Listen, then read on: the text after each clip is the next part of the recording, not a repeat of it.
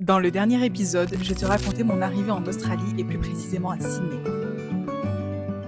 J'y suis restée presque 2 mois. J'ai fait mes premières rencontres et effectué mes premiers jobs.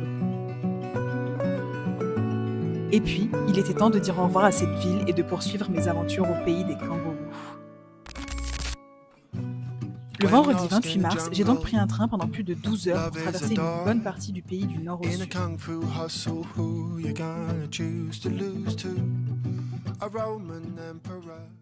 Bon, on est le samedi 29 mars 2025 et je suis bien arrivée à Melbourne, nouvel état australien débloqué, nouvelle ville débloquée aussi. Je suis arrivée hier soir un peu tard, je suis arrivée directement à mon auberge de jeunesse que j'ai booké pour 3 nuits parce que après je rejoins Camille et Léa. On se rejoint pour chercher des fermes, donc objectif full ferme. C'est un petit peu le plan parce que ça y est, on veut commencer nos 88 jours là. Tous les jours, on bosse justement sur la recherche de ferme, donc on se renseigne sur quelle est la saison de quoi, dans quelle ville, etc. C'est hyper fastidieux, franchement c'est assez décourageant. Donc voilà, on sait pas trop comment ça va faire les prochains jours, les prochaines semaines. On est quand même très déterminé à faire nos 88 jours, donc de toute façon on va les faire. Mais comment ou quand?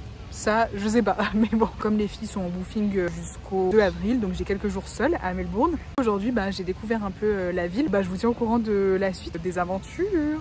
Pendant les jours suivants, j'ai pris du temps pour moi. Ça m'a fait du bien de me retrouver un peu seule après ces premiers mois à Sydney. J'ai visité un peu Melbourne pendant le week-end. C'est une ville qui m'a tout de suite plu, effervescente, multiculturelle et culturelle.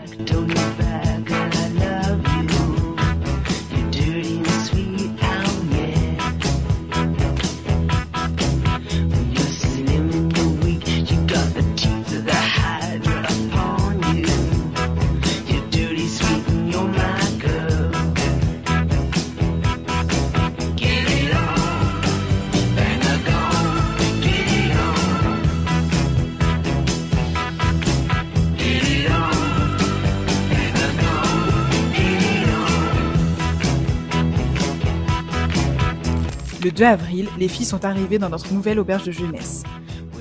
On était super contentes de se retrouver et on a tout de suite recommencé à bien se marrer.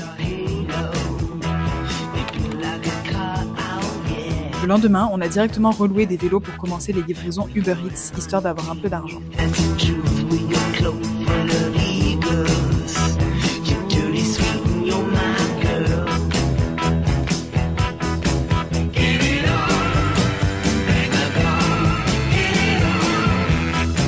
En parallèle, on appelait et envoyait des mails à des centaines de fermes dans l'état du Victoria et du Queensland, sans aucun retour positif. Les livraisons à vélo n'étaient pas très rentables, alors on a cherché du travail un peu plus stable dans Melbourne.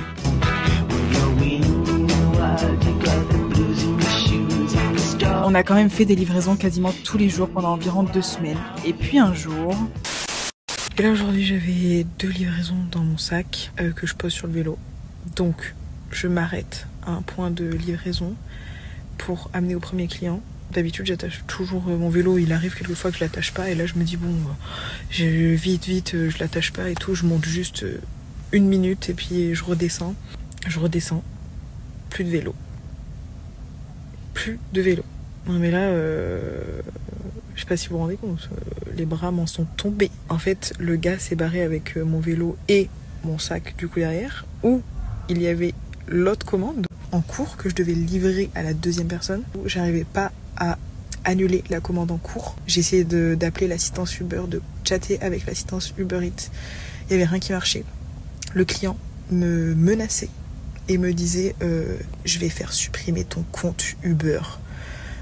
C'était horrible. J'ai essayé, je disais non mais je suis désolée, je viens de me faire voler mon vélo, c'est pas ma faute et tout machin. Ils s'en foutaient complètement. Donc voilà, ça s'est résolu au bout d'une demi-heure avec l'assistance Uber Eats. Puis après, les filles elles étaient hyper en colère et tout. Elles m'ont dit on va le localiser avec l'application Zumo, qui est la marque de notre vélo. Donc on voyait le vélo bouger. Donc il est parti super loin, vraiment super loin, en dehors de Melbourne et tout. Donc on s'est dit non mais les filles voulaient vraiment y aller et tout. Elles m'ont dit non on va le retrouver et tout machin. Mais sauf que c'était à 1 heure de vélo, enfin il arrêtait pas de bouger, de faire des tours et tout. Je suis allée le déclarer le vol au loueur de vélo, au magasin. Donc là j'ai payé 400 $. Et Dieu merci, vraiment j'avais pris l'assurance que les filles n'ont pas prise. J'ai pris l'assurance, ce qui fait que j'ai payé que 400 $, alors que j'aurais dû payer 2000 ou 2500 je crois si j'avais pas eu l'assurance. A few hours later. Bon, il est minuit.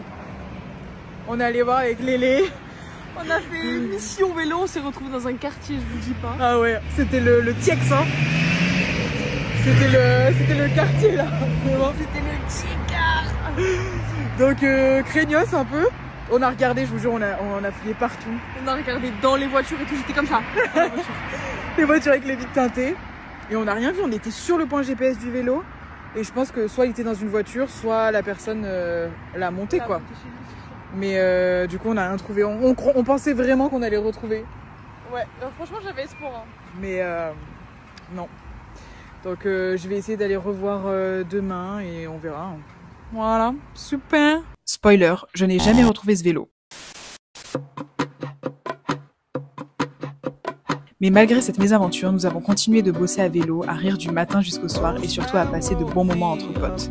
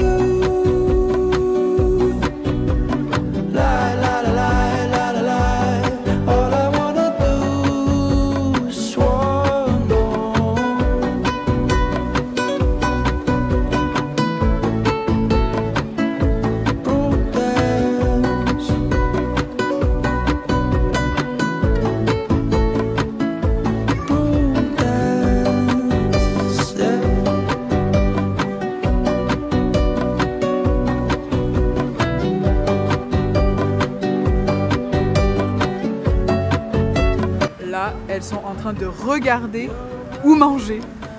Ah ouais? Si.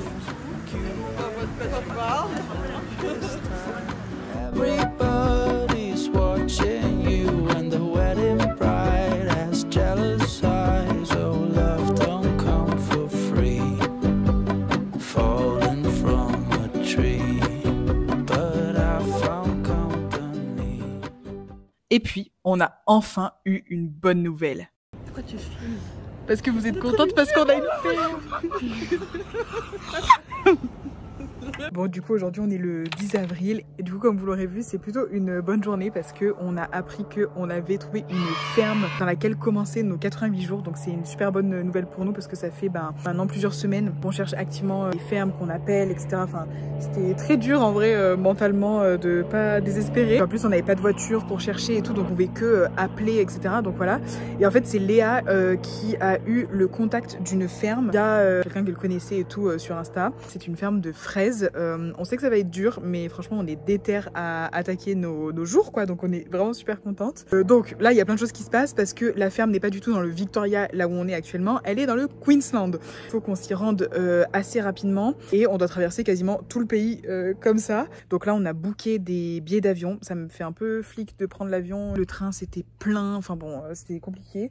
Donc on a trouvé malheureusement que l'avion à prendre. Les prix étaient assez élevés parce qu'en fait on part le week-end de Pâques, on a dû réserver une voiture de location parce que pour aller à notre travail il va falloir qu'on puisse se déplacer parce que c'est au milieu de rien, donc voilà, donc ça c'est fait. Et par contre là ce qui a été très compliqué c'est de trouver un logement parce que comme c'était le week-end de Pâques, tout était vraiment ultra cher. Même les auberges de jeunesse qui sont d'habitude assez abordables, c'était très cher.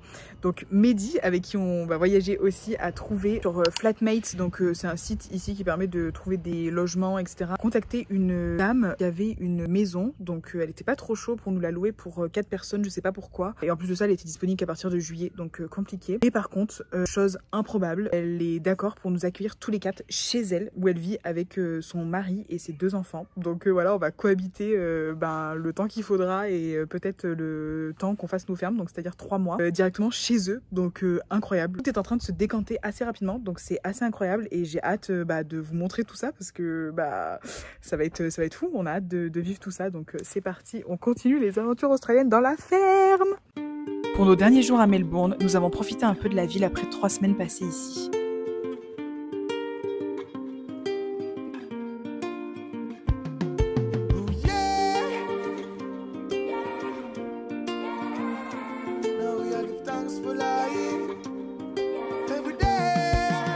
Nous avons refait nos backpacks et sommes partis vers de nouvelles aventures. C'est parti, on quitte l'auberge.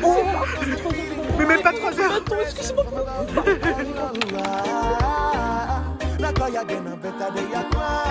Nous avons donc décollé de Melbourne tôt le matin pour rejoindre Brisbane dans un premier temps.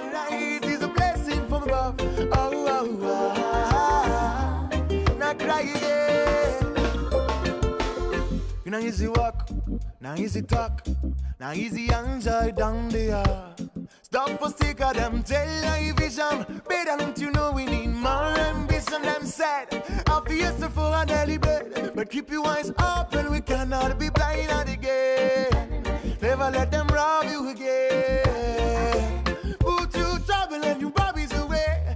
Preserve your mind for a brighter day. Après quelques heures d'escale, nous avons repris un bus pour rejoindre Sunshine Coast. On est à l'aise, on est bien, on est sécurisé, on est bien. Nous avons récupéré notre voiture de location et avons filé chez Victoria et Yaka qui nous accueillent chez eux.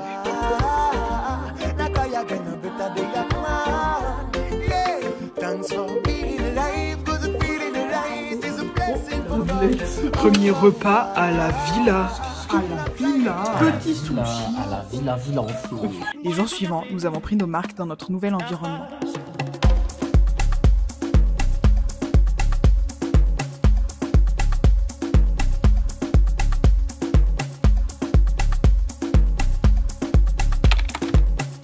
Finalement, nous n'attaquions la ferme que dans une semaine, alors nous en avons profité pour découvrir les alentours de la région.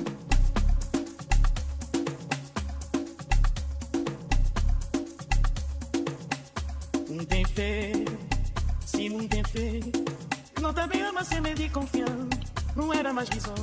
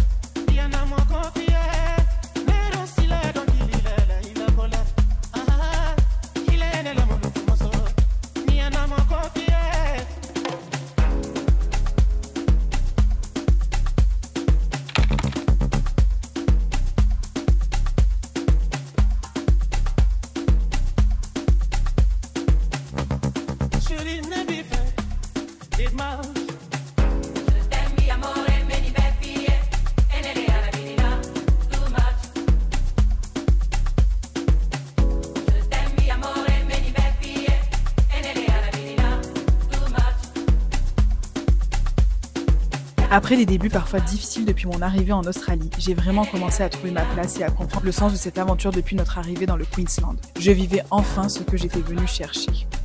Je vous dis donc à bientôt pour un prochain épisode qui s'annonce riche en rebondissements.